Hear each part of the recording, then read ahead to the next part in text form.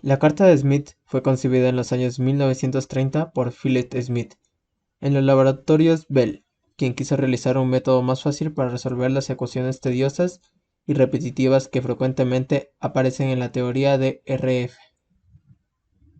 Dicha carta surgió debido a que Smith tenía un problema al querer emparejar una línea de transmisión con una antena por su tamaño. La primera solución gráfica que diseñó fue en la forma de diagrama rectangular y poco a poco fue desarrollando una serie de pasos. Pero esta primera carta era limitada por la gama de datos que se podía acomodar. Al tiempo, específicamente en 1936, él hizo un nuevo diagrama que eliminó gran parte de las dificultades. Esta era de forma coordenada polar especial, con el cual podía acomodar todos los valores de los componentes de la impedancia. Para empezar con todo lo que conlleva la carta de Smith será una pequeña demostración de la impedancia de carga normalizada, en su forma compleja con el objetivo que se dé a conocer de dónde proviene. Esto se observa a continuación.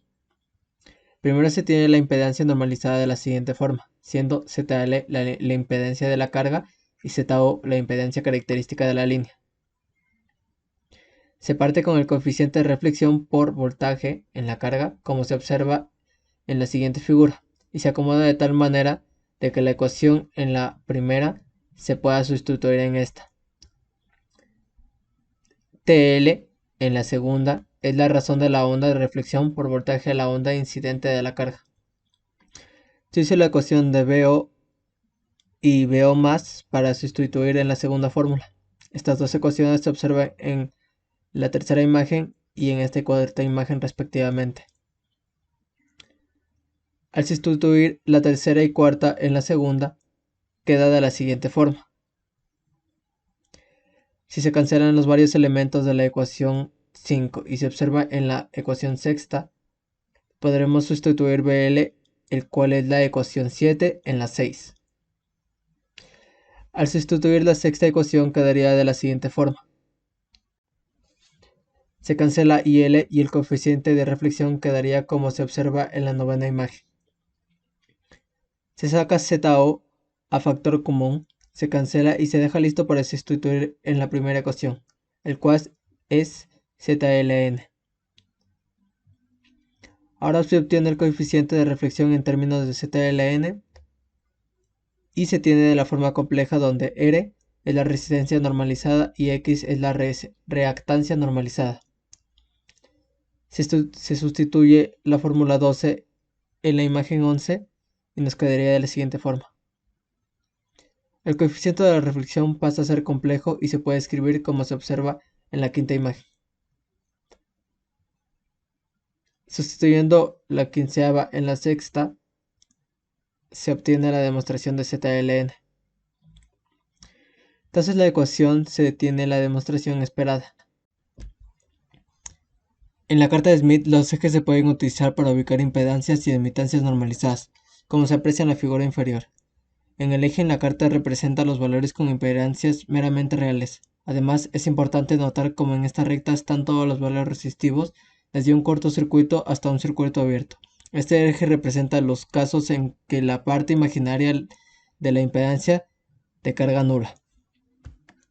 Las curvas azules en la figura anterior representan círculos de resistencia constante, es decir, círculos en los que la parte real de la impedancia de carga normalizada es constante. Estos círculos aumentan en un tamaño a la hora de reducirse la resistencia que representa. Otra manera en la que es importante entender la carta de Smith es la siguiente. En la imagen anterior podemos observar cómo el componente imaginario y el componente real del coeficiente de reflexión en la carga siguen un orden similar al de las coordenadas rectangulares. Sin embargo, a la hora de realizar estos cálculos, como no se cuenta con una escala alineada con ambos componentes, resulta más accesible describir el coeficiente de reflexión de forma polar, es decir, midiendo su magnitud desde el centro de la carta al punto donde se encuentra la carga ZLN. Esta medición después se coloca en una escala que se encuentra en la parte inferior, las en la Blackmagic Design de la carta de Smith. Al tener la medida de la magnitud del coeficiente, simplemente se alinean con la métrica que indica RLF coef de corregir la reflexión. En esta imagen se parte desde una longitud desde el 0 verde y su desplazamiento hacia el generador. Así, en el primer punto negro en este arco señala un desplazamiento de 1/8 de la longitud de onda. En el segundo cuarto de la misma y en el tercer 3/8 de la longitud de onda, estos desplazamientos coinciden con un desplazamiento angular de 90 grados. Entonces, podemos deducir que a partir de cualquier impedancia en la carta, si se realiza un desplazamiento de media longitud de onda en cualquiera de las ondas direcciones, se regresaría al mismo punto inicial.